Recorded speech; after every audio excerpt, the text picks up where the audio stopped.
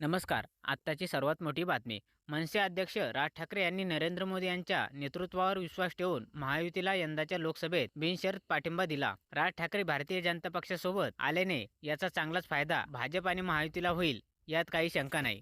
मात्र राज ठाकरेंच्या या निर्णयाचा शिंदेंना आणि अजित पवारांना फटका बसू शकतो, अशी चर्चा राजकीय वर्तुळात रंगली आहे. यावर आम्ही राजकीय विश्लेषकांचं मत जाणून घेतलं. शिवाजी पार्कवरील सभेमध्ये राज ठाकरे नक्की कोणती भूमिका मांडणार याकडे संपूर्ण महाराष्ट्राचे लक्ष लागले होते. यावेळी राज ठाकरेंनी नरेंद्र मोदी यांना पाठिंबा दिला. मनसे नेत्यांनी या भूमिकेचं स्वागत केलं, तर महायुतीतील घटक पक्षांनी आणि भाजपाने देखील याचं समर्थन केलं. मात्र याचा थेट परिणाम हा आगामी निवडणुकीत अजित पवार आणि एकनाथ शिंदे यांच्या शिवसेना आणि राष्ट्रवादी पक्षावर होण्याची शक्यता आहे. विधानसभेमध्ये ज्यावेळेस जागा वाटपाचा विषय होईल तेव्हा दोन्ही पक्षांना याचा फटका बसू शकतो, अशी चर्चा आहे.